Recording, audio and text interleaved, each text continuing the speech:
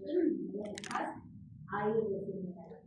Entonces, ciertamente, entre 5 y 40% de los síntomas que nos ocurren está dentro de ese porcentaje. ¿Sí? Ahora la pregunta, ¿la tos es buena o es mala? Buena, ¿por qué es buena?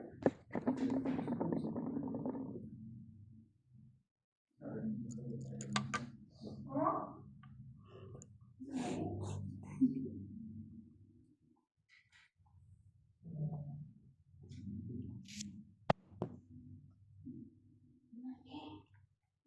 ¿Ustedes amigos todavía son grandes? Ustedes no son fármaco 1. El fármaco 1 está bien, usted así como pollitos. Pero el fármaco 2 no. Bueno, es una respuesta refleja, nos protege y se activa cuando detecta que algo está poniendo en riesgo el libre paso del aire por la vía respiratoria. Entonces, es un reflejo protector. ¿Sí? Pero ¿cuál es el punto? En muchos casos, lo que está generando ese riesgo puede incluso no ser físico, no ser real. ¿Sí? Porque ¿qué podría producirle tos? Aquí, bueno, no hay unas flemas ahí. Secreciones. ¿Por qué las secreciones le producirían o activarían este riesgo? Porque el cerebro interpreta de que hay cuerpos extraños, algo que no debería estar ahí y se puede ocurrir la vía. Entonces dice, quiero sacar y hace que el paciente tenga tos para expulsar esas secreciones. Entonces, si hay secreciones, mientras siga habiendo secreciones, la tos va a seguir persistiendo. ¿Sí? Pero ¿qué más podría producirle tos a un paciente? ¿Irritación? Sí. ¿Por qué la irritación podría producir tos? Igual de la misma manera que la flemas, tal vez. Bueno, pero no es lo mismo irritación que tos, ¿no? Lo que flemas. Puede haber irritación sin flemas. Entonces ahí vamos a una definición que nos va a ayudar a entender mejor estos conceptos. La tos puede ser productiva, con flemas, y puede ser no productiva o irritativa. En este tipo de tos no hay flemas. ¿Sí? ¿Y qué me dice la literatura? Si hay una tos productiva, no debería tratar la tos. ¿Sí? ¿Por qué? Porque ese escudo, esas secreciones que está botando, esas flemas que está botando el paciente, tienen bacterias, tienen microorganismos. Y si yo corto la tos, voy a hacer que se queden ahí esas secreciones. La tos me está ayudando a sacar de la vía respiratoria. ¿Sí? Entonces dicen, no, si hay flemas, tienen que salir esas flemas, no hay que cortar la tos. ¿Sí? En cambio, si es una tos seca y el paciente tiene una tos seca, pero no hay flemas, sí puedo tratar la tos. Porque esta normalmente no está ligada a procesos infecciosos. Entonces ahora les vuelvo a preguntar, aparte de esas flemas que ya hemos visto, ¿qué más podría producir tos al paciente?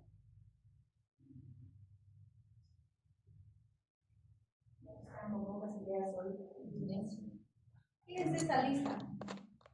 Todas esas situaciones son situaciones que pueden producir tos. Por ejemplo, fíjense esto.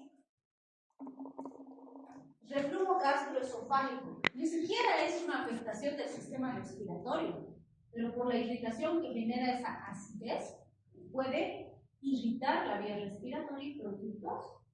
A ese paciente le puedo dar antitusivo, y no va a haber una mejoría significativa mientras no corrija el problema de la respiración. ¿Sí? O por ejemplo, fíjense, infecciones virales. Antes de COVID ya teníamos pacientitos que se resfriaban, pasaban todo el respiratorio y les quedaba una tosecita seca ahí como que estaba semanas, meses inclusive, 4 hasta 6 meses. Pero gran parte de nuestros pacientes post-COVID han quedado con tos después de la infección con COVID. Y no era una infección no era una tos por infección, porque era tos seca.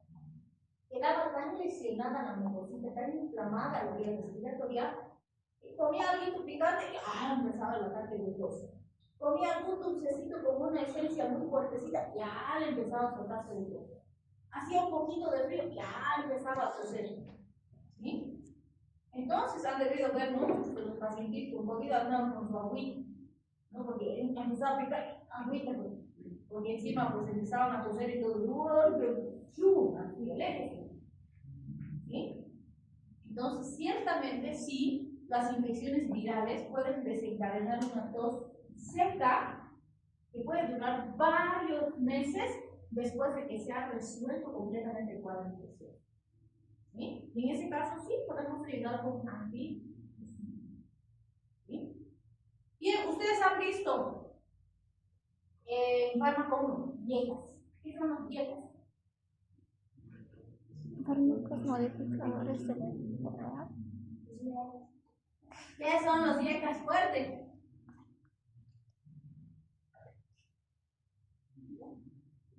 Son fármacos modificadores de la enfermedad, algo así. No, esos son los fármacos. Ah. Inhibidores de la enzima convertidora de angiotensina. ¿Por qué los viejas, como el enalapril, por ejemplo, producen tos? Porque se acuerdan, ¿no? Uno de sus principales efectos adversos es tos. Y es una tos seca, no productiva. ¿Por qué? Mecanismo. Porque eso es específicamente por el fármaco. Mientras el paciente tome su enalapril, va a seguir con tos. Y si la tos molesta mucho, hay que cambiar de fármaco. ¿Pero por qué no se tose el enalapril?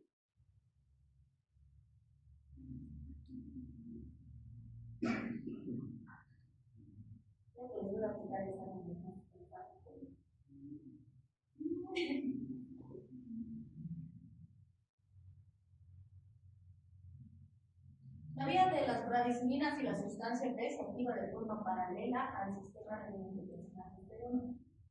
Se activa de forma inversamente proporcional. Cuando se activa esta vía, la vía de las bradiciminas se inactiva. Cuando esta se bloquea, esta se activa más. Entonces hay mayor producción de sustancia B y mayor inflamación. Y eso hace que el paciente tenga una tos seca. ¿Sí?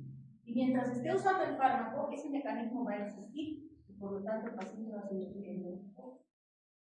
Entonces, sí, si es una tos por fármacos, tengo que ver si puedo cambiar el fármaco, porque no va a desaparecer. Le puedo dar antitusivo, va a mejorar un poco, pero este sigue actuando y va a seguir apareciendo la tos. ¿Sí? Fíjense, este tampoco tiene nada que ver con el sistema respiratorio. Es un problema del corazón. El paciente sí va a sentir sensaciones de ahogo, va a tener una tosecita persistente, que molesta, no tiene nada que ver con la parte respiratoria. El problema es con él. ¿Sí? Entonces, vean, esto me sirve porque voy a enfocar el tratamiento de estos pacientes en base a la causa. En teoría, lo que me dice la literatura, como decía hace un momentito, solamente debería ser tratamiento con antitusivo de la tos seca o irritativa. ¿Sí? De esta no, porque si le doy antitusivo no va a toser y las flemas se van a quedar con las bacterias de los microorganismos que tengan. ¿Sí? Pero siempre les digo ahí, no se olviden que si bien debo guiarme en lo que me dice la normativa, estoy tratando pacientes. No son máquinas. Entonces no puede ser mi pobre pacientito que está con los ataques de tos. Ya he visto que es un cuadro infeccioso, ya le estoy dando antibiótico terapia, pero tose tanto, está vomitando, no está pudiendo comer, tose hasta que relaja esfínteres, no puede trabajar, no está pudiendo dormir. No le voy a decir, no, tienes que esperar a que el antibiótico haga su efecto, unos 3-4 días ya va a mejorar tu tos. No. A ese paciente que ya estoy haciendo un tratamiento específico de la causa, sí puedo decir, ok, no está pudiendo dormir, entonces solo en la noche antes de dormir vamos a tomar antidepresivo, hasta que esto vaya a actuar, porque estoy cubriendo la parte infecciosa, ¿sí? O no está pudiendo trabajar de día, ok, si está molestando mucho la tos en esta hora, ahí tomamos el antidepresivo, hasta que esto mejore, ¿sí? Entonces no se olviden que no hay absoluto.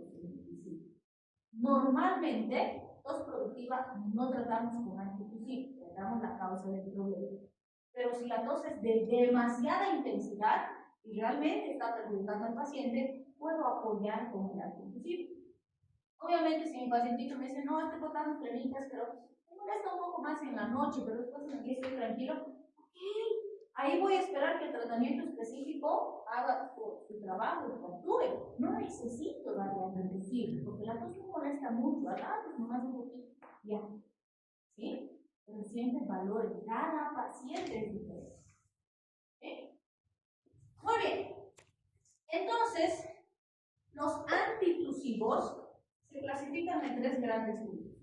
Los que actúan sobre el centro de la tos, como los opioides, que es el grupo más importante, y ahí vamos a hablar de la morfina y del metrofano. Los que actúan en la rama aferente del reflejo de la tos, donde tenemos los anestésicos locales. Por ejemplo, han debido ver, les damos bastante el famoso Elidol, ¿no? O las vagosiletas. Las vagosiletas plus además tienen antiséptico más. Pero la ventaja de esas pastillitas que le damos al pacientito para que chupe es que tiene anestésicos locales. Entonces, ¿qué hace? Anestesia la zona. ¿Sí? Y eso evita que se mande esa señal al cerebro que le diga, ay, pues aquí está inflamado, está obstruido, se está cerrando, haz toser al paciente. No hay esa señal, entonces el paciente deja de toser.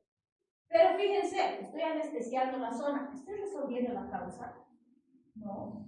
Entonces va a pasar el efecto de la pastillita y el paciente va a empezar a toser de nuevo. Entonces sí van a escuchar al paciente que dice, no, pucha, termino mi pastillita y otra vez un mes. Siempre. Porque tengo que buscar la causa. ¿Sí? Estos otros, los modificadores de los factores mucociliares que actúan sobre la rama inherente del reflejo de la tos, como los antihistamínicos, la difenhidramina, los anticolinérgicos que ya conocemos. Entonces, estos disminuyen las secreciones para tratar de mejorar el como hemos dicho, mientras haya secreciones, se va a seguir activando. Se controló para mejorar. Solo que a veces pasa, por ejemplo, la difenhidramina es antihistamínico, ya han conocido en fármacos como los antihistamínicos, ¿no? Va a disminuir las secreciones.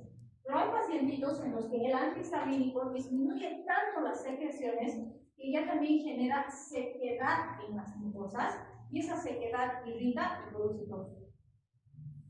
Entonces siempre hay que ver también de apoyar con otros elementos físicos, ambientales para mejorar la respuesta. ¿Sí? ¿El frío será que produce tos? ¿Sí? ¿Por qué?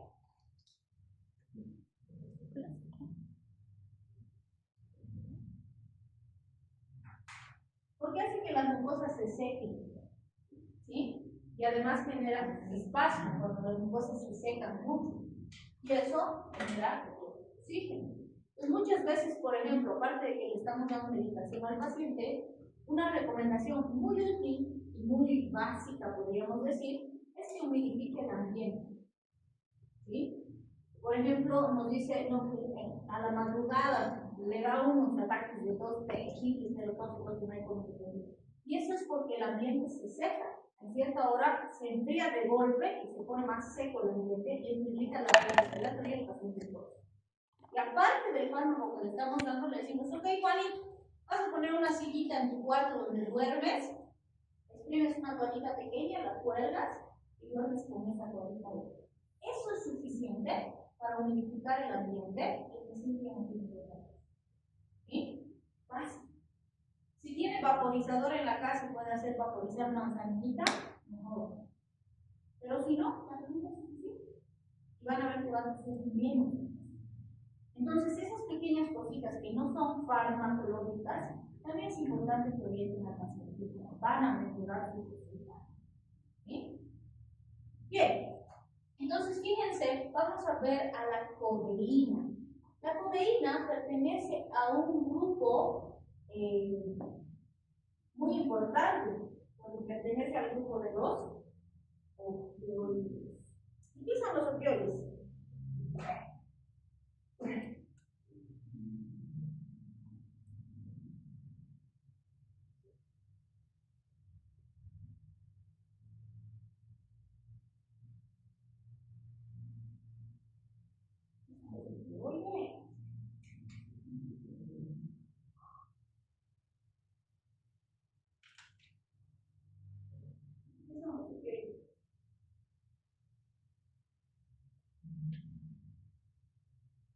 ¿Qué opioide más conocen? A ver, mejor así. ¿Conocen la heroína? Es una droga de abuso. Pertenece al grupo de opioides. ¿Conocen a la morfina? También es un opioide que lo usamos para controlar dolor y para ¿conocen al fentanilo? También es opioide, es la famosa droga zombie, que si bien la usamos en terapia mental, ha producido graves problemas de adicción en varios países y no se está pudiendo controlar. Está con la de poder de adicción. Ese grupo es un poco la polémica. ¿Sí? Y no se olviden que los opioides pertenecen a un grupo farmacológico dentro de los fármacos que tienen características de droga. ¿Cuáles eran las tres características de las drogas? Ah, no, si no saben eso, los votos. Vamos a empezar por aquí, creo que te vas a salir. ¿Tú también? Me voy a quedar sin alumnos. ¿Cuáles son tres características para ser considerada droga? ¿O me van a decir que droga y fármaco es lo mismo? Acción en el sistema nervioso. Muy bien, ¿qué más? Dependencia. ¿Qué más? Tolerancia. Esas tres características hacen que sea droga. Estos tienen las tres. ¿Sí? Todos los opioides tienen las tres características. Por eso son fármacos de prescripción controlada. Yo no puedo ir a comprarme morfina en la farmacia, pero no debería. Pero no debería. ¿Sí? Pero la cafeína no controla. Es para todo. No es opioide. Tiene todas las propiedades de los opioides. ¿Sí? Es más, existe un trago que se prepara con cafeína. Ahorita vamos a ver cuál. Mañana van a traer. Mentira. Vamos a decir los jarabes para todos. No, mentira. Pero sí, vamos a ver. Ahí hasta los signos que hacen sus predicciones, ¿no? También sale. Entonces, fíjense, la codeína actúa en el centro de la tos. ¿Qué hace? Bloquea el centro de la tos. Entonces, es excelente antidepresivo. Pero es peligroso por el opioide. No se debe usar de forma muy frecuente, sistemática. Entonces, fíjense, tenemos jarabes de 5 a 10 ml que se usa cada 8 horas. También tenemos gotitas. Y en los niños de 0.12 a 0.25 miligramos por kilogramo. O una gotita por kilogramo. Ahí está el trago que les menciono. Siempre me dicen su nombre y me olvido, es algo. ¿Li? Siempre digo, lo tengo que anotar en algún lugar para que no me olvide. Pero ya fue, por lo menos me acuerdo que era Li algo. Este es el famoso que sale en la llamarada Homero, llamarada Mo y no sé qué, ¿no? Es este. Porque tiene jarabe para la tos, ahí está. Con Sprite y creo que le ponen vodka o algo, no sé qué tal. ¿Pone? ¿Tragos dulces? ¿Gomitas?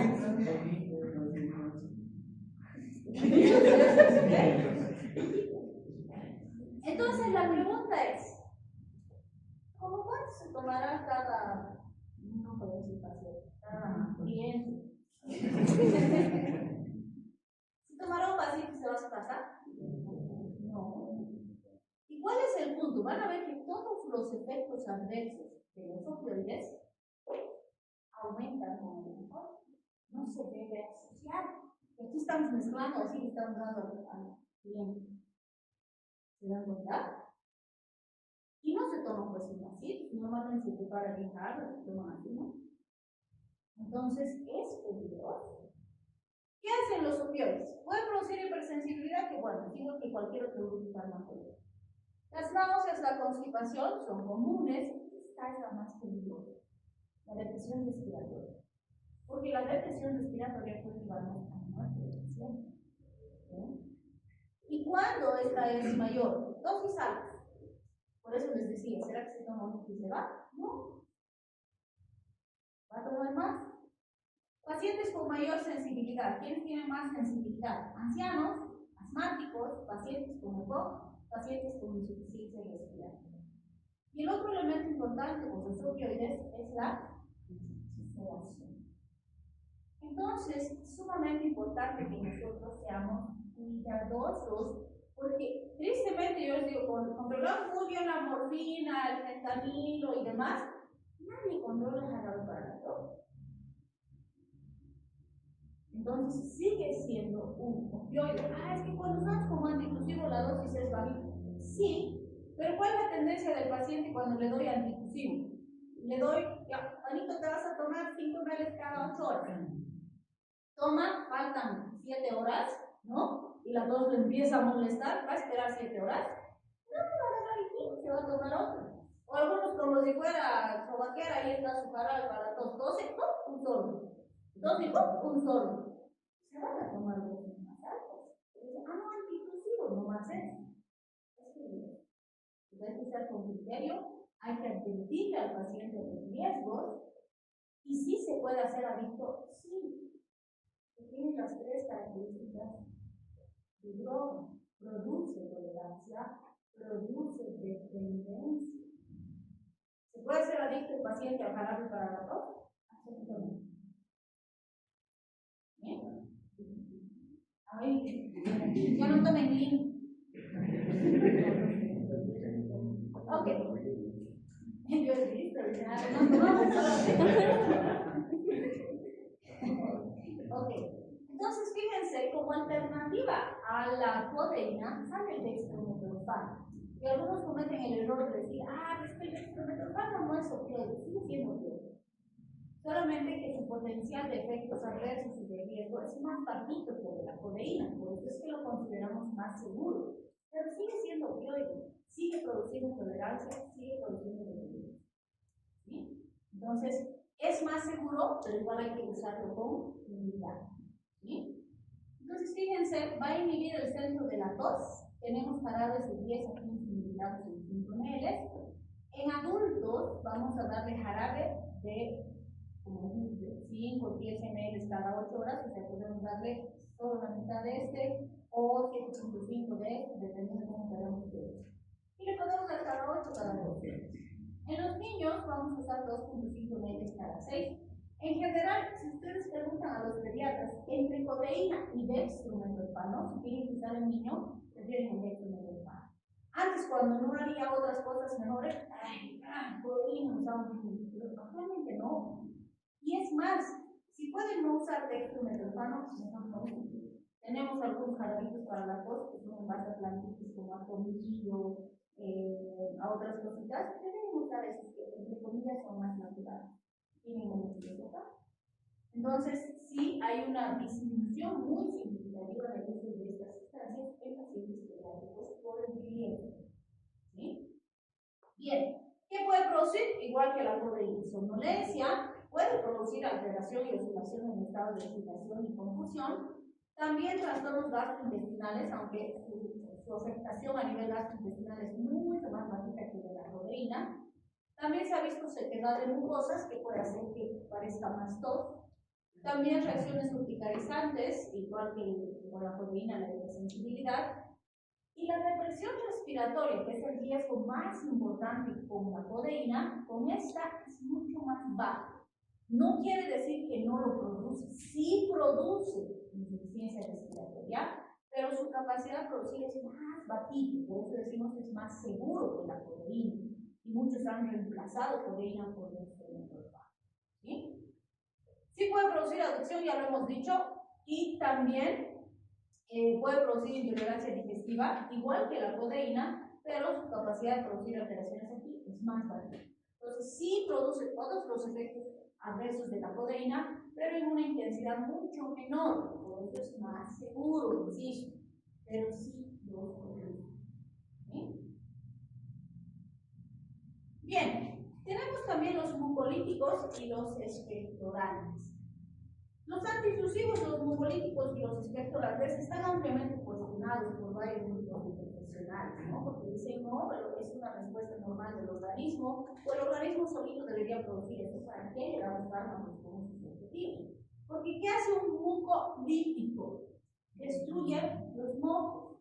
Entonces, el mucolítico modifica las propiedades físico-químicas de las secreciones traqueobronquiales con dos principales objetivos. O que la expectoración sea más fácil, es decir, se pueda eliminar más fácil esas secreciones a través de la expectoración, o se disminuya la producción de las secreciones en la vía respiratoria. Los dos factores disminuyen las secreciones y eso disminuye la tos de forma secundaria. ¿Sí? Pero, pues muchos colegas dicen, no, pues, pero el organismo solito expectora, solito saca, se siente que hay secreciones.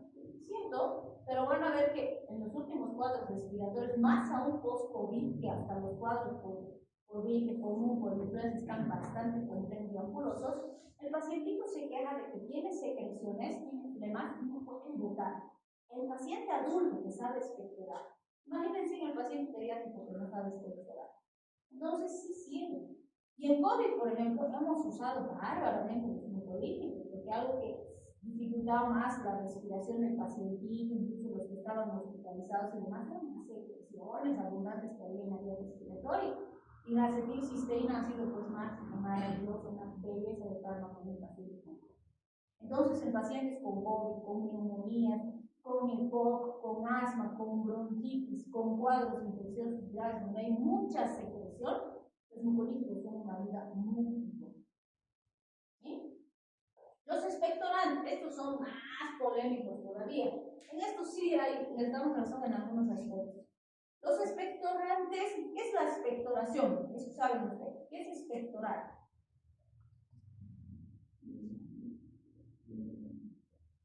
Pero ¿qué haces para eliminar esos mocos? Entonces la expectoración implica la irritación de la vía respiratoria para inducir ese reflejo intusivo. Entonces, literalmente, cuando le damos un expectorante al paciente, lo que vamos a hacer es producir tos. ¿Sí? Le vamos a producir tos. Y esa producción de tos va a hacer o que se movilicen mejor esas secreciones, esas flemas, o que esa tos pueda sacarlas de la vía respiratoria. Entonces dicen, la tos es un reflejo fisiológico, ¿por qué le vamos a tener que inducir tos nosotros al paciente? Y más bien queremos que tosa porque le molesta la tos. ¿Sí? Entonces es más cuestionado todavía que el mucolítico. Pero otra vez les digo, hay cuadros en los que el paciente solito no está logrando sacar esas secreciones y ahí pueden servir. ¿Sí? Entonces se puede. Vamos a empezar con los mucolíticos, uno de los más conocidos, más usados y que ha aumentado su uso y su eficacia ampliamente en la pandemia y post-pandemia es la acetilcisteína. ¿Sí? Entonces, la acetilcisteína lo que hace es romper los puentes bisulfuros de la cisteína en las mucoproteínas, las inmunoglobulinas, la ceroalbúmina, reduciendo la viscosidad del moco. Esto hace que el moco sea menos viscoso, que se pegue menos en la vía respiratoria y pueda salir más fácil. Además, como hemos dicho, van a disminuir la producción de las secreciones, impide la activación de factores de inflamación, deprime la actividad ciliar por acción directa y es un precursor de la síntesis de glutatión. Hasta aquí diríamos es su efecto en la vía respiratoria. Esto del glutatión, ¿dónde nos sirve? En intoxicaciones. No se olviden que el glutatión es uno de nuestros principales detoxificadores del organismo. Y resulta que la cisteína es uno de los precursores importantes de glutatión.